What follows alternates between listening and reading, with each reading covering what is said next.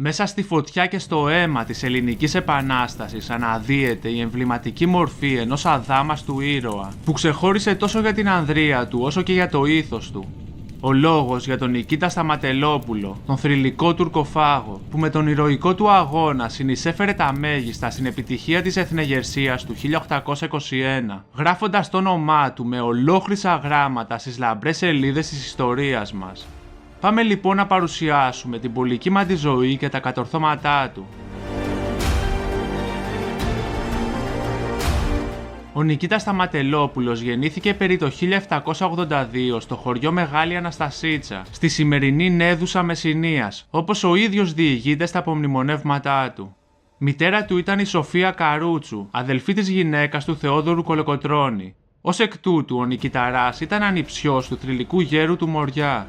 Πατέρας του ήταν ο Σταματέλος Τουρκολέκας, ο οποίος δρούσε ως κλέφτης στην περιοχή του Λεονταρίου Αρκαδίας. Ο μικρός Νικήτας έζησε τα παιδικά του χρόνια στο γειτονικό χωριό Τουρκολέκας και σε ηλικία μόλις 11 ετών ακολούθησε τον πατέρα του στο βουνό, καθώς του φέκησε έναν Τούρκο στο Λεοντάρι. Αργότερα εντάχθηκε στην ομάδα του περίφημου κλέφτη Ζαχαριά Μπαρμπιτσιώτη, του οποίου γρήγορα κέρδισε την εκτίμηση ξεχωρίζοντας για τις ικανότητές του. Ο καπετάν Ζαχαριάς μάλιστα στο μέλλον του έδωσε ως σύζυγο την κόρη του, με την οποία ο Νικήτας απέκτησε 2 κόρες και έναν γιο. Στις αρχές του 19ου αιώνα ο Νικηταράς, κυνηγημένος από τους Οθωμανούς, όπως και πολλοί άλλοι κλεφταρματολοί, κατέφυγε στη Ζάκυνθο. Εκεί βρέθηκε και ο Κολοκοτρώνης, τον οποίο έκτοτε ακολούθησε πιστά. Την αφοσίωσή του προς τον θείο του, ο λαός μας την περιγράφει εύστοχα με την ακόλουθη φράση: «Η κεφαλή ήταν του Κολοκοτρώνη και η χείρ του Νικηταρά». Ευρισκόμενος στα Επτάνησα, ο Νικηταράς υπηρέτησε σε στρατιωτικά σώματα ξένων δυνάμεων, αποκομίζοντας πολύτιμη στρατιωτική εμπειρία. Τον Οκτώβριο του 1816 η μοίρα του επεφύλαξε μια άσχημη έκπληξη, καθώς οι Οθωμανοί συνέλαβαν και αποκεφάλισαν τον πατέρα και τον 11χρονο αδελφό του Ιωάννη. Μάλιστα, ο αδελφός του αγιοποιήθηκε και εορτάζεται ως Άγιος Νεομάρτυρας Ιωάννης Τουρκολέκας. 2 χρόνια αργότερα, τον Οκτώβρη του 1818, ο Νικηταράς μοιήθηκε στη Φιλική Εταιρεία.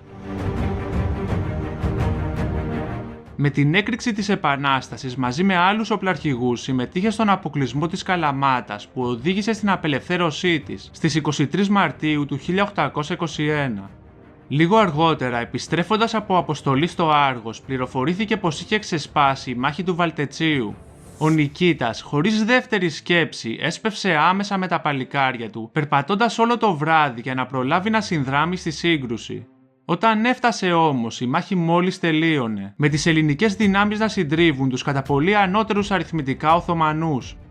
Μετά από λίγες μέρες, ο Νικηταράς εστάλει ξανά από τον Κολοκοτρώνη στην Αργολίδα για να συντονίσει την αποστολή σιτηρών στο ελληνικό στρατόπεδο, αλλά και να συμβάλλει στην πολιορκία του ναυπλίου.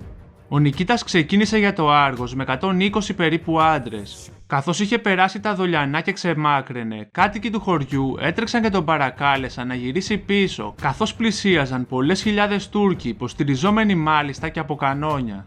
Χωρίς να διστάσει, ο ήρωάς μας επέστρεψε στα Δολιανά και οχυρώθηκε μαζί με τις τοπικές δυνάμεις στα πιο ισχυρά σπίτια της περιοχής, περιμένοντας την επίθεση του εχθρού. Συνολικά, οι ελληνικές δυνάμεις αριθμούσαν περί τους 300 άντρες. Οι Οθωμανικές δυνάμεις χωρίστηκαν σε 3 μέρη και το ένα από αυτά επιτέθηκε στα Δολιανά. Ο Νικηταράς με τους μαχητές του όμως κατάφεραν να αποκρούουν τις εχθρικές επιθέσεις. Στη συνέχεια οι Οθωμανοί άρχισαν να οπισθοχωρούν, καθώς δέχθηκαν επίθεση και από τους Έλληνες που στρατοπέδευαν στα Βέρβαινα. Όταν ο Νικηταράς διαπίστωσε την υποχώρηση των εχθρών, άμεσα άφησε το σπίτι που ήταν ταμπουρωμένος με τους άντρες του και τους καταδίωξε με μανία. Έντρομοι οι Τούρκοι τράπηκαν σε φυγή. Πίσω τους άφησαν περίπου 70 νεκρούς, κανόνια, ζώα και πολλά όπλα. Η μάχη στα Δολιανά έγινε στις 18 Μαΐου του 1821 και εκεί ο Νικηταράς απέδειξε στο έπακρο τον ηρωισμό και τη σπάνια στρατιωτική του ικανότητα. Χαρακτηριστικό είναι το ποίημα που του αφιέρωσε ο λαϊκός ποιητής της Επανάστασης Τσοπανάκος.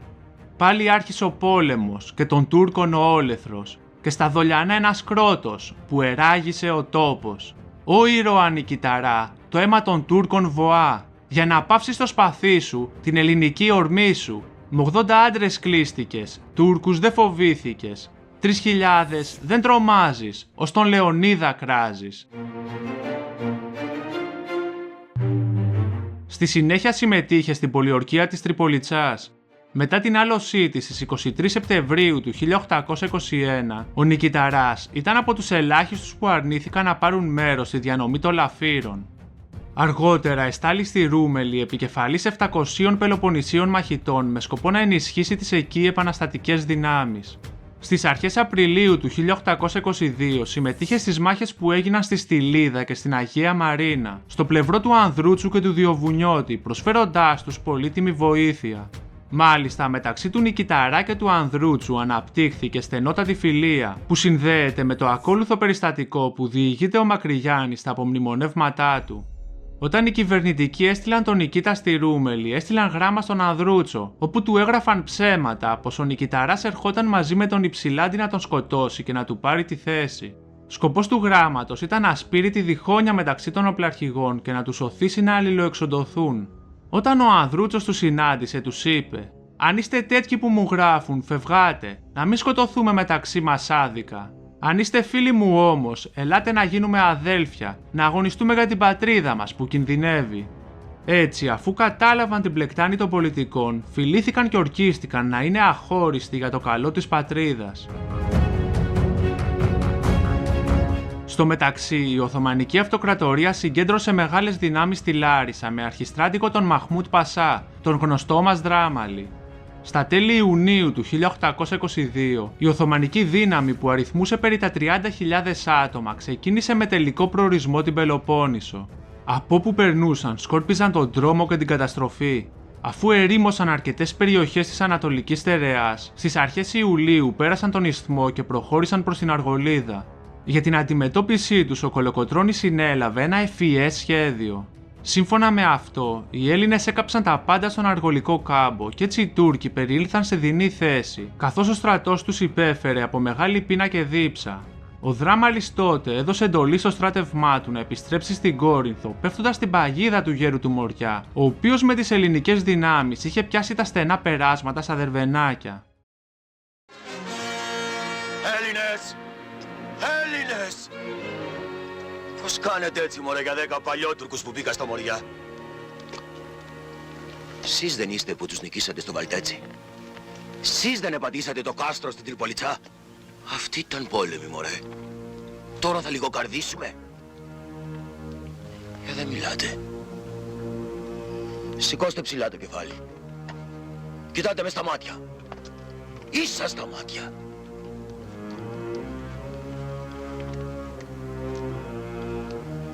Έτσι.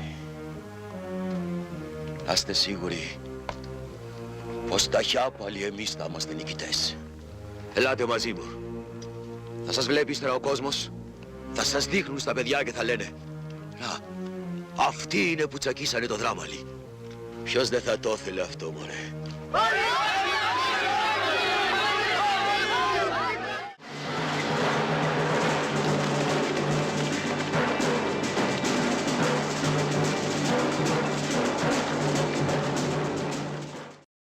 Στη μάχη που ακολούθησε στις 26 Ιουλίου του 1822, οι Τούρκοι περικυκλώθηκαν στα στενά περάσματα της περιοχής των Δερβενακίων και κυριολεκτικά αποδεκατίστηκαν από τους Έλληνες. Όπως ήταν φυσικό, από τη μάχη αυτή δεν μπορούσε να λείπει και ο Νικηταράς. Με τους μαχητές του είχε καταλάβει την απόκρημνη θέση γύρω από τον Άγιο Σώστη, όπου εγκλώβησε Οθωμανικές δυνάμεις, προκαλώντας τους μεγάλη καταστροφή. Σε αυτό το σημείο ας αφήσουμε τον Δημήτριο Βαρδουνιώτη να μας μεταφέρει νοερά στο τοπίο της μάχης, με την γλαφυρή περιγραφή του στο βιβλίο του «Η καταστροφή του Δράμαλη». Αυτήν την ώρα ο ήλιος έκλεινε στη δύση και μαζί του έδιε και το περίλαμπρο άστρο του Δράμαλη. Πρώτος όλων, ορμά κατά των Τούρκων από το οχύρωμά του, κραδένοντας το σπαθί του, ο Αχιλλέας του αγώνα, ο Λεοντόκαρδος Νικηταράς. Οι οφθαλμοί του αστράπτουν, όπως και το γυμνό του σπαθί. Φωνεύει και σφάζει με λύσα τους εχθρούς της πίστεως και της πατρίδος. 4 ξύφοι σπάνε στα χαλίβδινα χέρια του. Σε μία μόνο εφόρμηση θερίζει 18 Τούρκους και ακόρεστος κραυγάζει: «Κουράγιο Νικήτα, Τούρκους φάζεις!»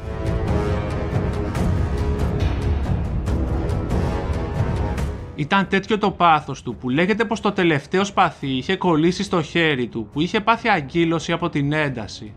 Για τις ανθραγαθίες του στη μάχη καθώς και τις τεράστιες απώλειες που προξένησε στον εχθρό, λαμβάνει επάξια πλέον το προσωνύμιο τουρκοφάγος, το οποίο έμελε να το συντροφεύει για πάντα στις σελίδες της ιστορίας μας. Οι Οθωμανοί στα Δερβενάκια έχασαν περισσότερους από 3.000 άντρες. Το μαρτύριό τους όμως δεν είχε τελειώσει, καθώς 2 μέρες αργότερα ο νικηταράς τους εξολόθρευσε και στο Αγιονόρι Κορινθίας. Στη μάχη αυτή οι Τούρκοι άφησαν πίσω τους πάνω από 600 νεκρούς.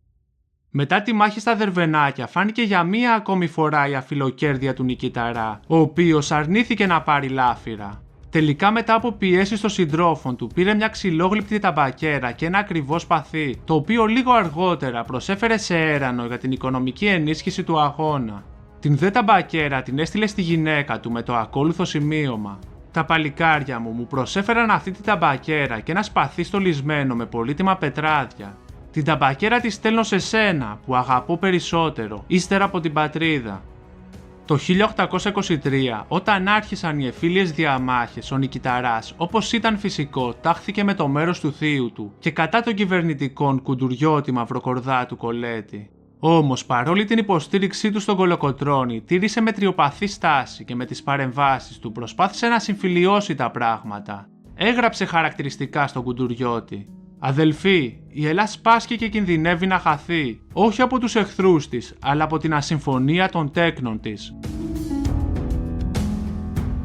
Μετά την λήξη του αιματηρού εμφυλίου, ο Νικήτας, επικεφαλής στρατιωτικού σώματος, έλαβε μέρος σε πολλές μάχες εναντίον του Ιμπραήμ στην Πελοπόννησο. Τον Οκτώβριο του 1826, με τους άντρες του προσέτρεξε σε βοήθεια του Καραϊσκάκη στη Ρούμελη. Μαζί του έλαβε μέρος η συντριβή των Οθωμανών στη μάχη της Αράχοβας. Την επόμενη της μάχης μάλιστα, όπως διαβάζουμε στον ιστορικό Σπυρίδωνα Τρικούπη, οι στρατιώτες του Καραϊσκάκη με τα κεφάλια των Τούρκων έφτιαξαν μια μεγάλη πυραμίδα, στην οποία έγραφαν: «Τρόπαιο των Ελλήνων κατά των βαρβάρων Οθωμανών, ανεγερθέν την 24η Νοεμβρίου του έτους 1826 εν Αράχοβα». Τον Απρίλιο του 1827 βρέθηκε ξανά στο πλευρό του Καραϊσκάκη σε συγκρούσεις στην περιοχή του Φαλήρου, που δυστυχώς είχαν άσχημη έκβαση για τις ελληνικές δυνάμεις, καθώς ο Νικήτας λαβώθηκε και ο τρανός Γεώργιος Καραϊσκάκης έχασε τη ζωή του. Μετά την απελευθέρωση, ο Νικήτας εντάχθηκε στο Ρωσικό κόμμα. Στη συνέχεια στήριξε στεναρά τον Ιωάννη Καποδίστρια και υπήρξε στενός συνεργάτης του. Το 1839 υπήρξε ιδρυτικό μέλος της Φιλορθοδόξου Εταιρείας, οργάνωση με κύριο στόχο την περιφρούρηση της Ορθοδόξου πίστεως καθώς και την απελευθέρωση των υπόλοιπων υπόδουλων εδαφών. Με αφορμή τη συμμετοχή στην παραπάνω οργάνωση λοιπόν, ο νικηταράς συνελήφθη και φυλακίστηκε με την κατηγορία της συνωμοσίας κατά του Όθωνα. Τον Ιούλιο του 1840 δικάστηκε και η λήψη στοιχείων αθωώθηκε. Οι Βαβαροί όμως δεν δέχτηκαν την απόφαση του δικαστηρίου και τον φυλάκισαν εκ νέου στην Αίγινα. Οι κακουχίες και τα βασανιστήρια που υπέστη στη φυλακή κλώνησαν σοβαρά την υγεία του, με αποτέλεσμα τον Σεπτέμβρη του 1841 που αποφυλακίστηκε να έχει χάσει μεγάλο μέρος της όρασής του καθώς έπασχε και από διαβήτη. Μάλιστα, ο σπουδαίος μας ήρωας ήταν σε τόσο άσχημη κατάσταση που όταν μετά την αποφυλάκησή του συνάντησε την οικογένειά του, λέγεται πως η μία του κόρη δεν άντεξε την άθλια εικόνα του πατέρα της και τρελάθηκε από τη λύπη της. Μετά την εξέγερση της 3ης Σεπτεμβρίου του 1843 και τη χορήγηση συντάγματος από τον Όθωνα, του δόθηκε ο βαθμός του υποστρατήγου και μια προσωρινή πενιχρή σύνταξη. Τα επόμενα χρόνια, για να εξασφαλίσει τα προστοζήν, ο πάλε ποτέ λαμπρός μας αγωνιστής οδηγήθηκε στην επετεία. Η πολιτεία μάλιστα του επέτρεψε να επετεί μόνο κάθε Παρασκευή σε μια θέση κοντά στη σημερινή εκκλησία της Ευαγγελίστριας στον Πειραιά. Όταν ένας ξένος πρέσβης το έμαθε αυτό, πήγε να τον συναντήσει. Μόλις ο νικηταράς τον αντελήφθη, μάζεψε το απλωμένο χέρι του και ο ξένος τον ρώτησε: «Τι κάνετε εδώ, στρατηγέ μου?» «Απολαμβάνω την πατρίδα ελεύθερη», απάντησε ο Νικήτας. «Μα εδώ την απολαμβάνετε, καθισμένος κάτω στο δρόμο?» ρώτησε ο πρέσβης. Ο ήρωας τότε απάντησε: «Η πατρίδα μου έχει χορηγήσει σύνταξη για να ζω καλά, αλλά έρχομαι εδώ για να παίρνω μια ιδέα πώς περνάει ο κόσμος». Ο πρέσβης, αφού κατάλαβε, φεύγοντας άφησε διακριτικά να του πέσει ένα πουγγί με χρυσές λίρες. Ο νικηταράς, που σχεδόν είχε χάσει το φως του, άκουσε τον ήχο, έπιασε το πουγγί και φώναξε: Σου έπεσε το πουγγί σου. Πάρ' το μη το βρει κανένας και το χάσεις. Τέτοια λοιπόν ήταν η τιμιότητα αυτού του ανθρώπου.